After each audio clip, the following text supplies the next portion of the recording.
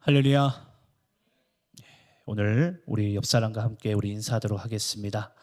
하나님께서 우리의 아버지가 되십니다 라고 인사하도록 하겠습니다.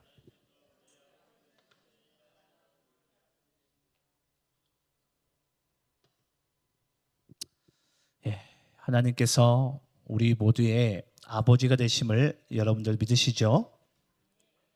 자, 오늘 하나님께서 우리에게 주시는 말씀이 베드로전서 1장 17절로 21절의 말씀입니다. 그를 통해 아버지라 부르네라는 주제를 가지고 함께 우리가 은혜를 받도록 하겠습니다. 우리나라와 달리 미국엔 아주 특별한 기념일이 있습니다. 어떤 기념일이 있냐면요, 우리나라에는 없는 기념일인데 이 마더스 데이라는 게 있어요. 어머니의 날이죠. 보니까 5월 둘째 주 주일이 보니까 이 마더스 데이입니다. 그럼 당연히 또 파더스 데이가 있어야 되겠죠. 파더스 데이가 보니까 6월 셋째 주 주일에 있더라고요. 여러분, 미국에도 이제 우리나라와 같이 중요한 기념일이 있는데요. 미국에서 가장 중요한 기념일은 뭐 아시겠지만 성탄절입니다. 근데 두 번째가 보니까 추수감사절이더라고요. 전 부활절일 거라고 생각을 했는데 부활절은 보니까 저기 한 8위, 9위 정도 되더라고요. 한참 좀 뒤에 있어요. 도리어 이 추수감사절이 보니까 2위더라고요. 근데 보니까 이 마더스데이가요, 보니까 또 중요한 기념일 중에 5위를 차지하고 있더라고요. 이건 제가 챗GPT를 검색한 결과니까 그냥 의심하지 않으시고 들으시면 될 것 같아요. 근데 보니까 파더스데이는 이 마더스데이보다 우리나라도 그런데 이상하게 항상 부성애가 모성애보다는 뒤처지는 것 같아요. 보니까 중요한 기념일로 7위를 차지하고 있더라고요. 근데 제가 마더스데이, 파더스데이를 이렇게 말씀드리는 이유가 뭐냐면요, 보니까 두 기념일 이제 두 개 다 보니까 미국에 있는 감리 교인을 통해서 이 마더스데이랑 파더스데이가 보니까 만들어졌더라고요. 그래서 마더스데이는 1914년 윌슨 대통령 때 정식 기념일이 되고 파더스데이는 1966년 존슨 대통령 때 정식 기념일이 됩니다. 중요한 것은 하나님의 그 은혜를 받은 그 감리 교인 한 사람 한 사람들이 보니까 어머니의 사랑과 희생, 또 아버지의 그 책임과 사랑을 우리가 기념하자 해서 이렇게 만들었던 것 같습니다. 그래서 제가 좀 전에도 말씀드렸지만 마더스데이가 더 중요하다고 그랬잖아요. 그러니까 한 나라에 수많은 기념일이 있는데 그 중에 이 마더스데이가 5위를 차지할 정도면은 그때 엄청난 이 재정의 움직임과 이 활동들이 있다고 그래요. 아마 여기 앉아 있는 분들 중에서는 부모님을 이미 하나님 아버지 곁으로 보내신 분도 계시겠지만 또 호르몬이와 또는 양 부모님을 또 이제 아직까지 계신 분도 계실 거예요. 제가 오늘 이 말씀을 드리면서 이런 생각이 들었어요. 오늘은 제가 특히 말씀의 주제를 보시면 아시겠지만 그를 통해 아버지라 부르네라는 이 아버지의 대상은 누군지 아시죠? 하나님 아버지입니다. 근데 제가 오늘 말씀을 준비하고 전하기로 작정을 하면서 이 한 가지 안타까운 사실을 발견하게 됩니다.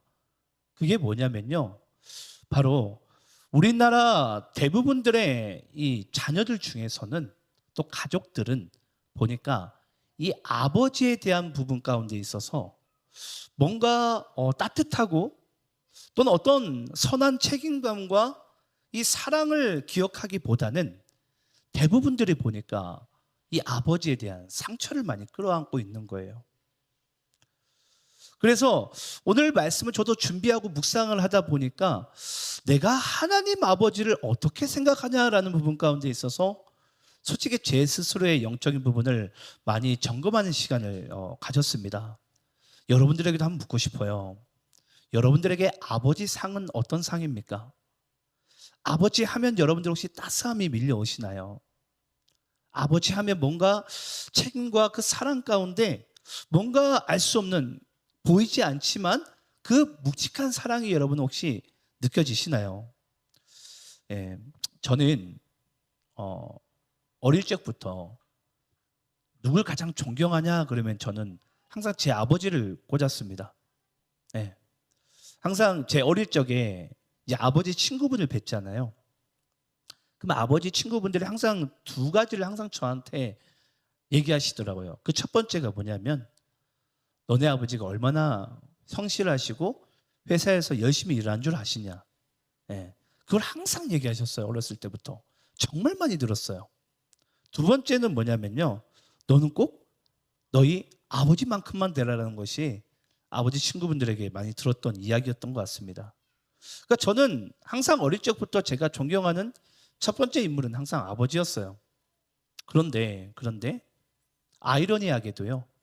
저는 제 인생 가운데 가장 큰 상처를 받은 사람도 저는 또 아버지이기도 합니다.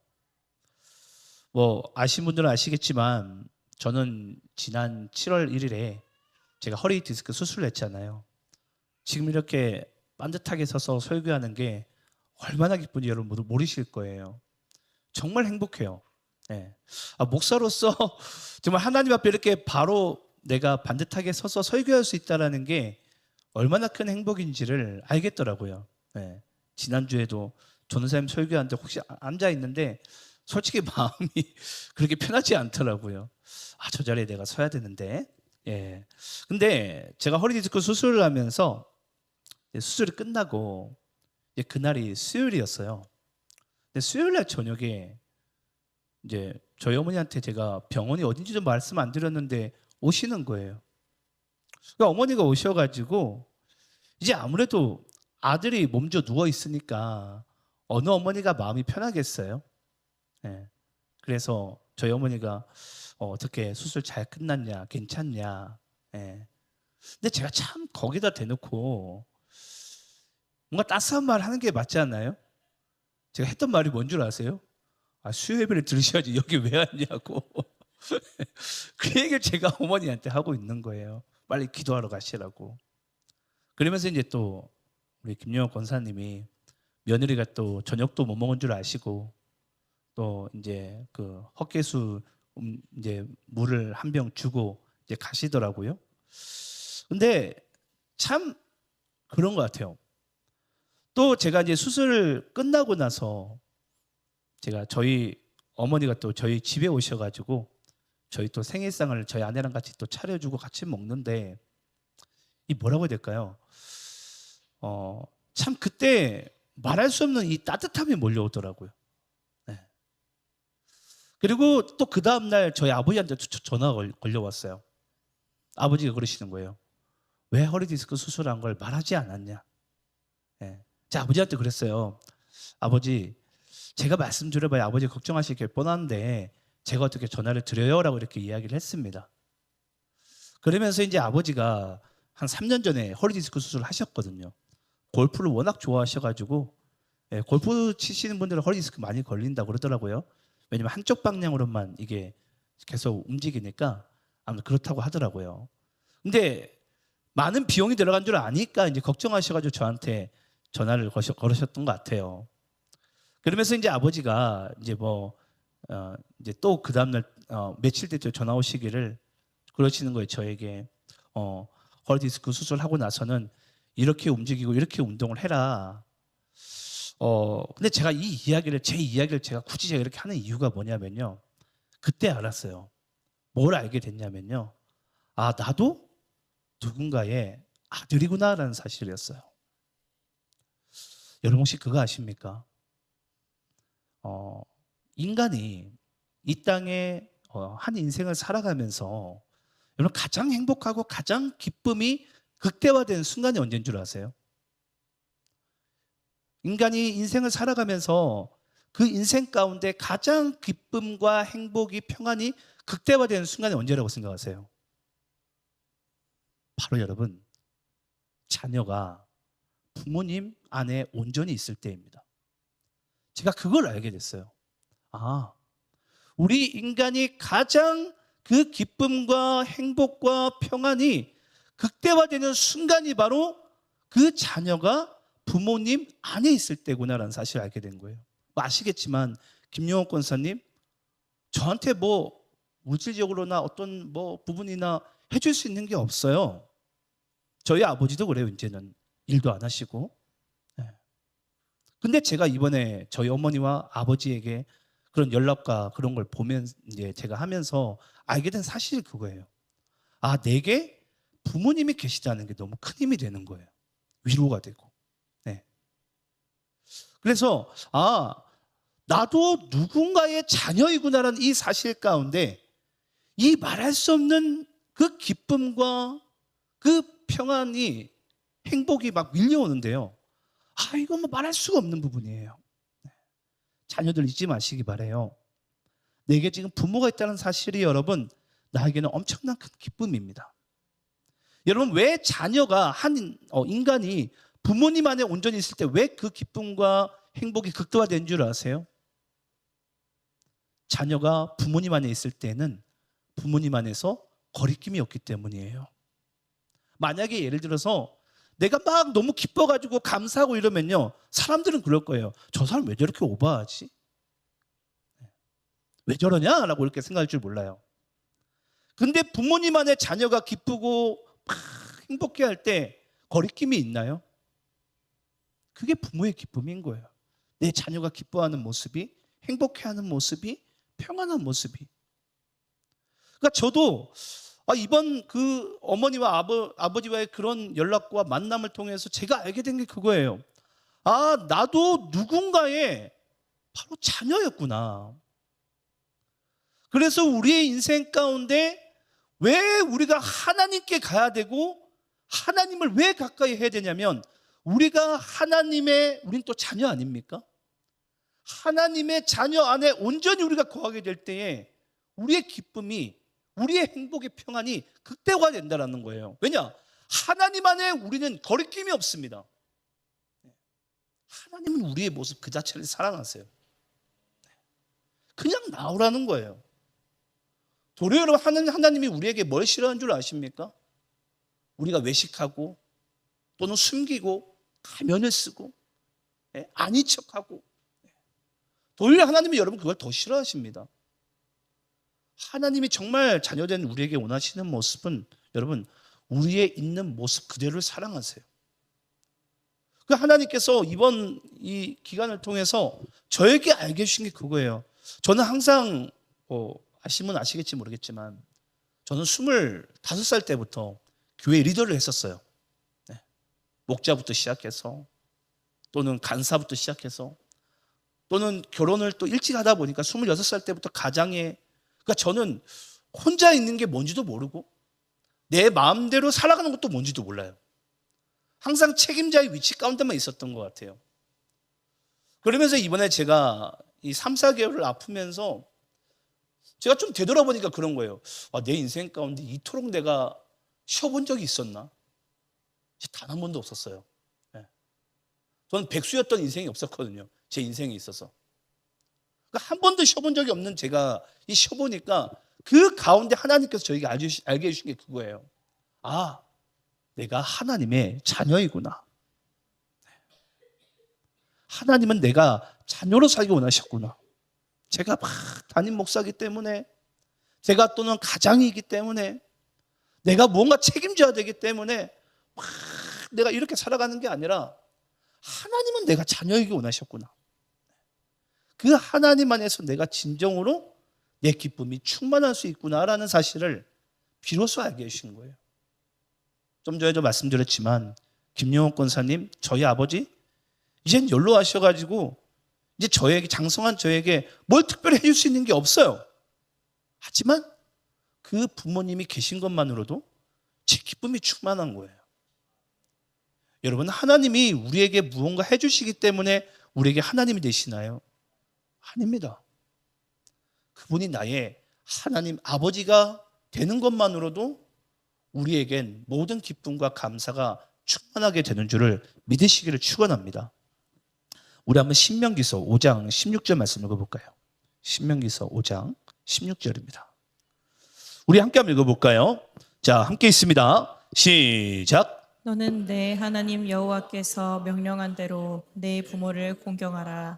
그리하면 내 하나님 여호와가 내게 준 땅에서 내 생명이 길고 복을 누리리라. 예, 하나님께서 이스라엘 백성들을 가나안 땅에 들이기 이전에 여러분 아시겠지만 하나님께서 우리에게 주신 계명이 10계명이잖아요. 근데 1계명부터 4계명은 대신 관계, 하나님께 우리가 관계에 있어서 하신 말씀이에요.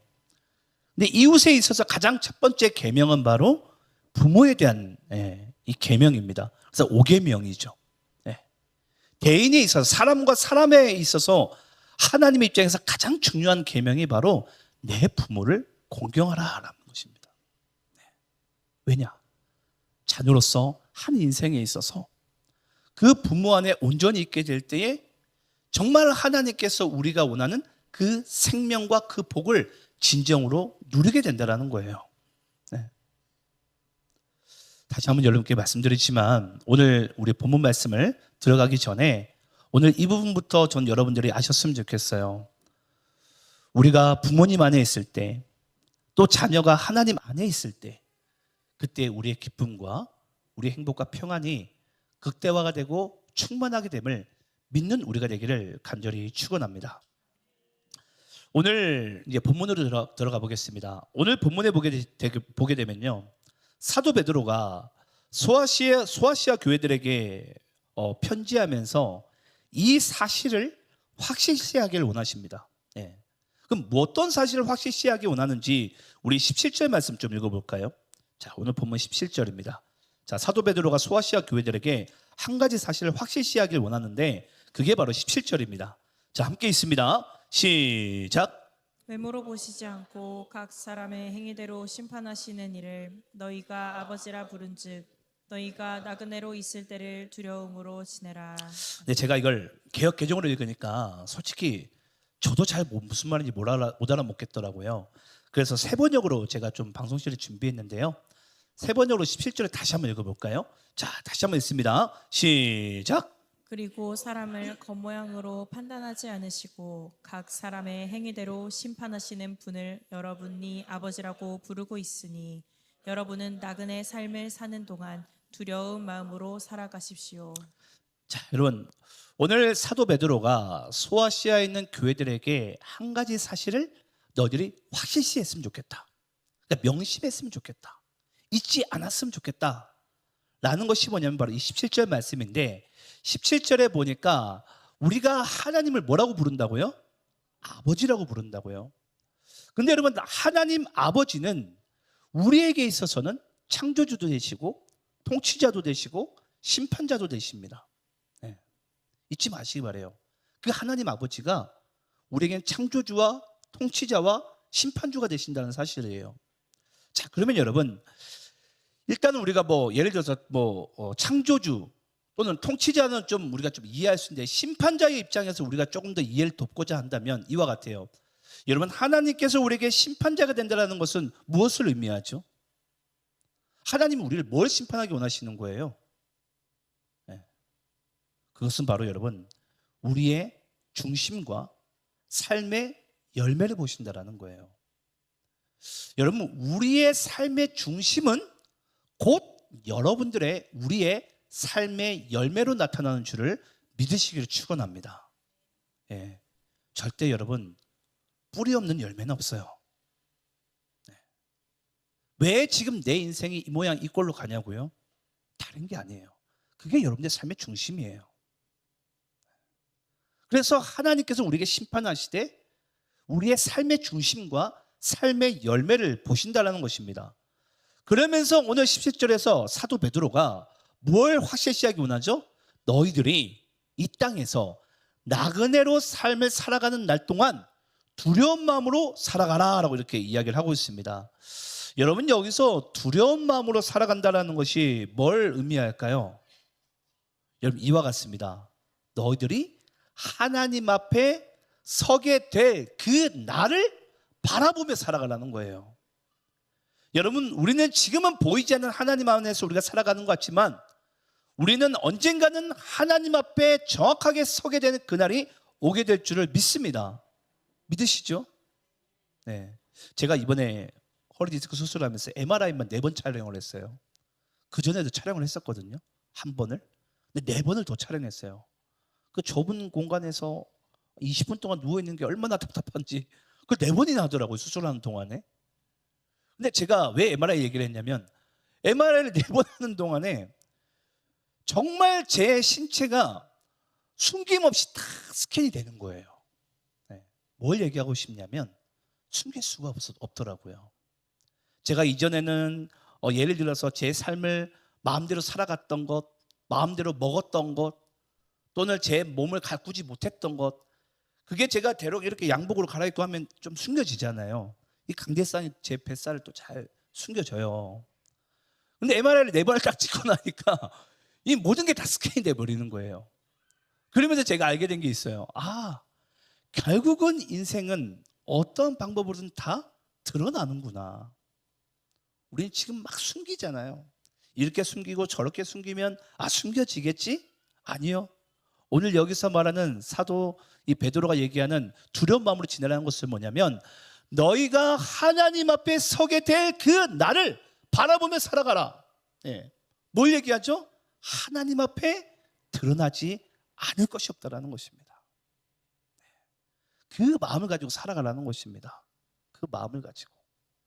지금은 우리가 여기 앉아가지고 다 똑같은 성도인 것처럼 내가 믿음이 있는 것처럼 보일 수 있고 내가 구원받은 것처럼 확신을 가진 것처럼 살아갈 수 있잖아요. 근데 아닐 수 있다라는 거예요. 그게 드러난다라는 거예요. 그래서 너희들이 나그네로 이 땅 가운데 사는 동안에는 그런 마음을 가지고 살아가라는 것입니다. 우리 한번 이사야서 6장 5절 말씀 읽어볼까요? 이사야서 6장 5절. 자, 우리 함께 한번 읽어보겠습니다. 자, 함께 있습니다. 시작. 그때에 내가 말하되 화로다 나여 망하게 되었도다. 나는 입술이 부정한 사람이요 나는 입술이 부정한 백성 중에 거주하면서 만군의 여호와이신 왕을 배웠음이로다 하였더라. 자, 여러분 이사야서 6장 말씀 아시죠? 예. 하나님께서 이 이스라엘의 우시야 왕이 죽던 해에 많은 이스라엘 백성들이 이제 우리는 망하였도다. 우리는 죽었도다. 근데 갑자기 환상 가운데 이사야 환상 가운데 하늘로부터 하나님의 강력한 임재가 임하고 나니까 무엇을 알게 되죠? 나의 부정함과 나의 죄성이 그 하나님의 강력한 임재 가운데 다 드러난 것을 하나님께서 이사야 선지자를 통해서 그것을 우리에게 밝히시는 거예요. 그러면 여러분, 당시 이스라엘 백성들의 입장에서 어떤 생각을 가졌죠? 우시야 왕이 죽었으니까 우리가 망했다라고 생각을 했지 모르겠지만 정작 그들은 하나님은 그들을 통해서 뭘 보기 원하셨어요? 그들이 하나님을 얼마나 떠나며 살아갔는지, 우상 숭배를 했는지, 얼마나 잘못된 인생을 살아갔는지를 하나님께서 이사야 선지자를 통해서 그것을 내가 죄인이었구나, 나는 화로다 망하였구나, 내가 전적인 부패한 존재라는 것을 하나님께서 그것을 보이시고 드러내시다는 것입니다. 오늘 사도 베드로가 얘기한 부분이 정확하게 이사야서 6장 5절 말씀과 똑같아요. 너희들이 하나님을 정말 아버지라고 믿는다면 너희들이 이 땅에 나그네로 살아간 날 동안에 너희들이 하나님 앞에 서게 될 그 날을 바라보며 살아가라. 하나님 앞에 자꾸 숨지 말고 도망 다니지 말고 마음대로 살아가는 그 인생 말고 하나님 앞에 서라는 것입니다. 하나님 앞에. 그게 여러분 잘 아시지만 코람데오잖아요. 하나님 앞에 서는 인생. 저는 매일같이 여러분들이 이 땅에 우리는 나그네 삶이잖아요. 영원히 살아가는 곳이 아니에요. 언젠가는 우리는 어디로 가야 되죠? 본향을 가야 돼요. 본향을. 하나님 아버지가 계신 곳으로.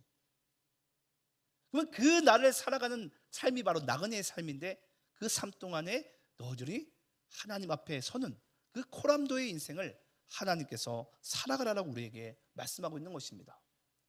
그런데 우리가 이게 조금은 무겁게 느껴질 수 있잖아요. 어떻게 내가 매일같이 하나님 앞에 서는 마음으로 살아갈 수 있을까? 근데 여러분 그거 아세요? 하나님 아버지니까 내가 그렇게 설 수 있는 거예요. 그럼 목사님 도대체 어떻게 서야 돼요? 여러분 제가 좀 전에 말씀드렸지만 아들이니까 자녀이니까 하나님 앞에 여러분들이 있는 모습 그대로 서시기 바래요. 외식하지 마시고 치장하지 마시고. 그럼 우리를 새롭게 변화시키실 분과 새롭게 하실 분은 바로 주님이세요. 한번 오늘 본문 18절 말씀 읽어볼까요? 자, 본문 18절 19절을 읽어볼게요. 본문 18절 19절. 자, 본문 18절 19절 우리 함께 읽어봅니다. 자, 시작.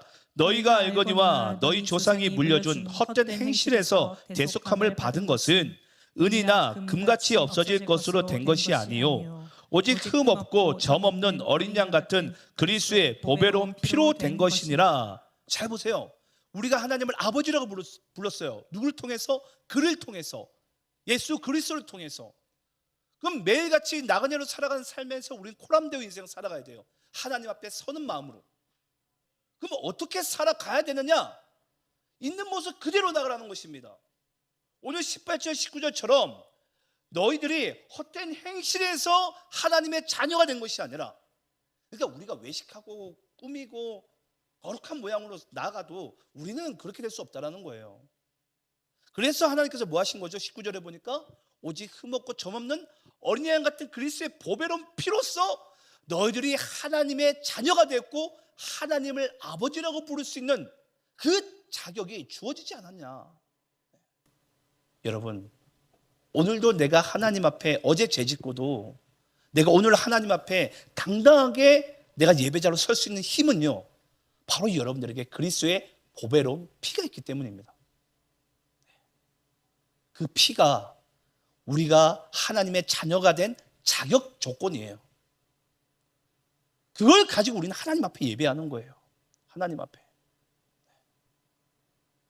저는 여러분들에게 예배가요, 조금 더 간절했으면 좋겠어요. 조금 더 기쁨과 감사가 우리 안에 충만했으면 좋겠어요. 제가 농담 삼아 우리 고대한 우리 인도자님에게 좀 더 밝게 했으면 좋겠다라고 하는 이유가 뭐냐면, 그런 마음으로 섰으면 좋겠다라는 게 전 제 진짜 마음이에요. 우리가 찬양할 때 기쁨이 넘치고 감사가 넘칠 때, 혹시 여러분들이 죄짓고 와서 웃고 막 그렇게 하면 하나님이 여러분들을 막 싫어할 것 같습니까? 아니에요. 그냥 부모는요, 자녀만 봐도 좋은 거예요. 거리낌이 없어요. 그래서 내 자녀가 기쁘면 너무 좋고요, 내 자녀가 기쁘게 건강하게 뛰어놀면 그게 좋은 거예요. 그래서 우리가 하나님 안에서 우리의 진정한 기쁨과 행복이 극대화가 되는 거예요. 다른 사람들 앞에 해보세요. 아, 저 인간 너 어제 너 이런 죄 지었잖아, 너 어제 이렇게 살았잖아. 우리는 서로 정죄하기 바쁩니다. 근데 그 하나님은 오늘도 우리에게 그 그리스도 예수의 보혈로서 우리를 정결케 하시고 우리를 자녀로서 가장 기쁘게, 가장 우리를 아름답게 보시는 분이 바로 하나님 아버지가 되는 줄을 믿으시길 축원합니다. 제가 좋아하는 찬양 중에 이 두려움의 멍에 번뇌라는 찬양이 있어요. 거기서 이제 두려움의 멍에 번뇌 난 주의 자녀라, 이 가사가 있어요. 제가 그 찬양 정말 좋아하거든요. 하나님이 나에겐 두려움의 그 존재가 아니라 그 두려움의 멍에는 그리스도의 보혈로서 이미 정결함을 우리는 얻었어요. 그래서 우리는 하나님을, 그를 통해 우리는 아버지라고 부르잖아요. 그래서 내가 주의 자녀됨을 여러분 당당하게 여러분이 믿으시고 하나님 앞에 서셨으면 좋겠어요. 제가 이번에 아픈 동안에 느낀 게 바로, 알게 된 사실이 그거였어요. 아, 나도 누군가의 자녀였구나. 그 사실을 잠시 잊고 살았는데, 저도 저희 어머니 아들로, 저희 아버지 아들로 있어 보니까 너무 행복한 거예요. 아, 나도 아들이었구나. 이 사실이 저에게 너무나도 큰 힘이 되고 위로가 되었습니다. 마지막 우리 한번 본문 20절, 21절 말씀 읽어볼까요? 자, 본문 20절, 21절을 우리 세 번역으로 한번 읽어보겠습니다. 자, 본문 20절, 21절. 자, 우리 함께 한번 읽어보겠습니다. 시작. 하나님께서 이 그리스도를 세상이 창조하기 전에 이미 아셨고 이 마지막 때에 여러분을 위하여 나타내셨습니다. 그리스도를 말미암아 하나님을 믿고 있습니다. 하나님은 그리스도를 죽은 사람 가운데서 살리시고 그에게 영광을 주셨습니다. 그래서 여러분의 믿음과 소망은 하나님을 향해 있습니다. 여러분 한번 질문을 해보겠습니다. 여러분들의 믿음과 소망이 하나님을 향해 있습니까? 예. 여러분도 아시겠지만 인류는 죄에 빠지고 난 다음에 하나님 곁을 떠나고 나서는 헛된 것을 믿고 헛된 것을 소망하고 바라보는 인생을 살았습니다. 그것을 우리가 아주 쉬운 표현으로 우상 숭배라고 이야기를 합니다. 하나님을 떠난 인간이 다른 것을 믿고 다른 것을 소망하고 있는 거예요. 그걸 여러분들이 하나님께서 가장 싫어하시는 죄된 행동인 건 아시죠? 우상 숭배가. 그 어떠한 죄보다도 가장 큰 죄가 바로 이 우상 숭배입니다. 근데 하나님께서 오늘 본문 20절, 21절 말씀처럼 그 그리스도를 이 땅 가운데 하나님의 기약대로 보내시고 그가 하나님의 뜻 가운데 십자가에 달려 죽으셔서 우리가 이제 하나님을 아버지라고 부를 수 있는 그 놀라운 영광의 길이 이제 우리에게 열려지게 된 거예요. 그럼 여러분, 우리가 하나님의 자녀이면 그럼 자녀로서 끝나는가? 아닙니다, 여러분. 우리 한번 로마서 8장 17절 말씀 읽어볼까요? 자, 로마서 8장 17절 함께 있습니다. 시작. 자녀이면 또한 상속자 곧 하나님의 상속자요 그리스도와 함께한 상속자니 우리가 그와 함께 영광을 받기 위하여 고난도 함께 받아야 할 것이니라. 자, 여러분, 하나님의 자녀이면 또한 뭐라고요? 상속자래요. 하나님의 상속자. 여러분, 하나님의 상속자, 자녀이면 하나님의 상속자인데 그럼 상속이 있다라는 것은 나에게 뭐가 있다라는 거죠? 유업이 있다라는 거죠. 그게 바로 우리가 상속받는 거잖아요. 그 유업을. 자, 그럼 유업이 뭔지 우리 베드로전서 우리 1장 4절 말씀 읽어볼까요? 자, 베드로전서 1장 4절 우리 함께 있습니다. 시작. 썩지 않고 더럽지 않고 쇠하지 아니하는 유업을 잊게 하시나니 곧 너희를 위하여 하늘에 간직하신 것이라. 예, 여러분, 하나님께서 죄에 빠진 인간을 에덴에서 내쫓을 수밖에 없었어요. 왜냐? 그 에덴을 지키시고 싶으셔서. 근데 그 인간이 하나님 곁을 떠나고 나서는 헛된 것을 믿고 헛된 것에 소망을 두는 인생을 살아가게 됩니다. 근데 하나님은 여러분 이걸 아셔야 돼요. 하나님의 심판은요, 심판이 목적이 아니에요. 뭐가 목적이죠? 회복이 목적이에요. 회복. 잊지 마시기 바라요. 우리 부모님들이 말 안 듣는 기태기우 일규에게 그렇게 공부할 거면 학원 때려쳐! 학원 때려치라는 소리죠? 더 열심히 공부하라는 회복의 여러분 회초리 아닙니까? 돌아오라는 거예요. 돌아오라는 거예요. 그러니까 결국은 하나님께서 그 심판을 얘기하시지만은 그 심판 가운데 하나님께서 뭘 예비하신 거예요? 바로 그리스도를 예비하신 것입니다. 그리스도를 통해서 우린 다시 하나님께 소망을 두게 하시고 하늘을 바라보게 하시고 향하게 하시는 그런 인생을 하나님께서는 우리에게 지금 살게 하신 것입니다. 제가 오늘 말씀을 마치면서 여러분들께 그런 말씀을 드리고 싶어요. 저도 누군가의 아버지거든요. 또 저는 또 담임 목회자이기도 하고 저는 또 리더십의 자리 가운데 있기도 합니다. 근데 제가 솔직히 그래요. 아버지로서 또는 목회자로서 내가 과연 줄 수 있는 게 무엇일까라는 생각을 했을 때는 하나님께서 제게 보여주시고 믿게 하신 바로 이 하늘에 소망을 두는 저는 인생이라고 믿습니다. 저는 예수 믿고 믿으면서도 가장 안타깝고 어리석은 인생이 바로 이 땅에 소망을 두는 인생이라고 생각을 해요. 여러분들이 정말 그리스도를 그 보배로운 피를 믿고 하나님을 아버지라고 부르신다면 이제 여러분들이 하늘에 소망을 두시고 그 소망을 두는 것이 바로 하나님께서 우리에게 상속자 있게 하신 유업인데 그 유업을 여러분들이 내가 이어받으시고 또는 누군가에게 그 유업을 또 전할 수 있는 그런 복된 인생 살아갈 수 있는 우리 모두 되기를 간절히 축원합니다. 기도하겠습니다.